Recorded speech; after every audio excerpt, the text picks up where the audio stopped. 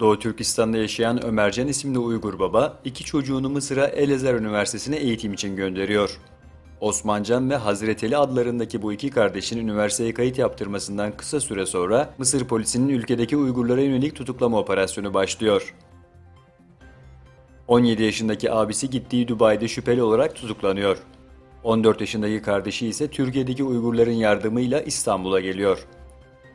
Baba çocuklarını yurt dışına gönderdiği için tutuklanıyor ve Çin Komünist Partisi'nin kapalı eğitim kampına gönderiliyor.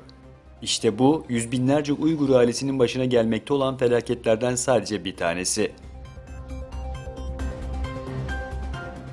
Çin'in geçtiğimiz aylarda gönüllülük esasıyla başlattığı sosyal skor sistemi 2020 yılında zorunlu hale gelecek. Freedom House tarafından yayınlanan raporda internet özgürlüğünde en kötü notu alan ülkeler listesinin başında Çin geliyor. Özbekistan'da Orta Asya'nın en büyük hidroelektrik santrallerinden birinin kurulacağı öğrenildi. 400 megawattlık HES barajı Taşkent'in barajı adını veren Piskem Nehri üzerinde kurulacak.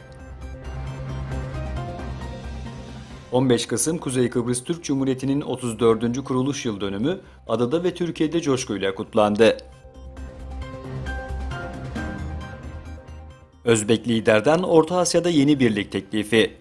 Özbekistan Devlet Başkanı Şevket Mirziyoyev, Orta Asya'da sürdürülebilir kalkınma için Orta Asya Ülkeleri Bölge Başkanları Birliği kurulmasını teklif etti. Cumhurbaşkanı Recep Tayyip Erdoğan, Katar ziyareti kapsamında Katar Türk Silahlı Kuvvetleri Kara Unsur Komutanlığı'nı ziyaret etti.